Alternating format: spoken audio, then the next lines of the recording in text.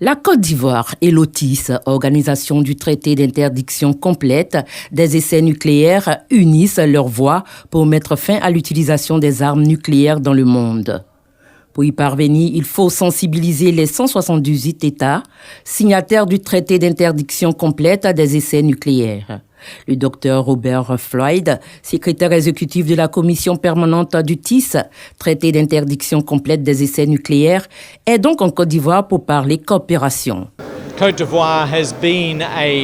Côte d'Ivoire est un exemple à féliciter et à saluer parce que la Côte d'Ivoire a sur son territoire 2 stations sur les 35 en Afrique et ces 2 stations produisent régulièrement des données fiables qui sont transmises à Vienne, en Autriche, et ces données sont utilisées pour faire avancer la lutte dans le combat que nous menons tous, qui est de réduire ou d'annihiler les tests nucléaires dans le monde. Sur 54 pays africains, 52 l'ont signé et 50 ont ratifié ce traité. Le pays est donc en bonne posture avec les investissements opérés dans le domaine. La Côte d'Ivoire fait partie du cercle fermé des 21 États africains qui ont des stations.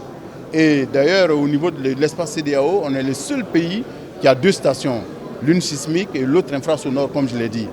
Alors donc, c'est avec beaucoup de plaisir que nous recevons le docteur Floyd, le secrétaire exécutif de l'OTIS. C'est vrai que du point de vue international, c'est clair, nous faisons partie du système international de surveillance de l'application du traité d'interdiction complète des essais nucléaires. Donc vous comprenez que c'est autant d'honneur pour notre pays. Donc évidemment, ça nous permet de suivre tout ce qui est tremblement de terre à travers le monde, notamment dans nos sous-régions. Avant la conférence de presse, le docteur Robert Floyd, secrétaire exécutif de l'OTIS, a rencontré les ministres Wotabonan Ouattara et Adama Diawara. Les échanges ont porté sur le renforcement de la coopération et des futures initiatives pour la mise en œuvre du TIS en Côte d'Ivoire et dans la région. L'objectif final de ce traité est l'interdiction absolue des explosions nucléaires, que ce soit dans les airs, sous l'eau et sur la terre.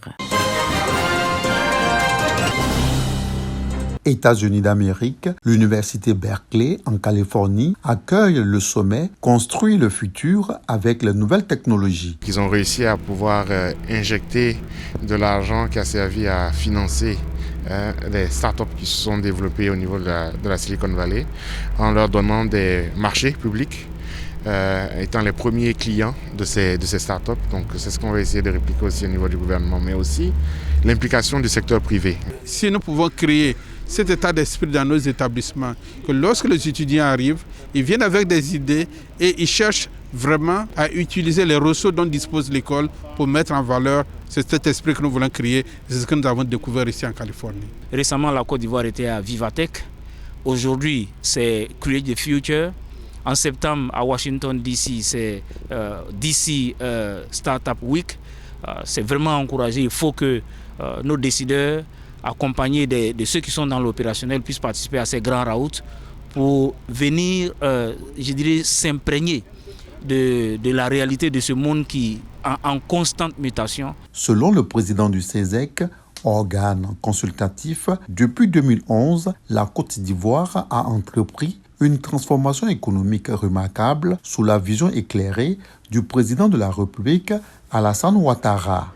Et ces actions portent fruit. En 2021, le secteur des télécommunications a généré un chiffre d'affaires de 1212 milliards de francs CFA, soit environ 3% du PIB national. Madame l'ambassadeur des États-Unis en Côte d'Ivoire nous a invités à 2 événements, à un panel qui a pour terme construire le futur.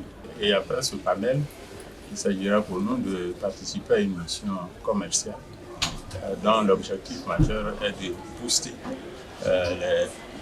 les échanges entre la Côte d'Ivoire et la région de la Californie. Grâce aux efforts conjugués, notre pays se positionne désormais au 4e rang en Afrique de l'Ouest et au 17e rang sur le continent africain selon l'indice de développement des technologies de l'information. Cette mission vise à faire davantage évoluer la dynamique.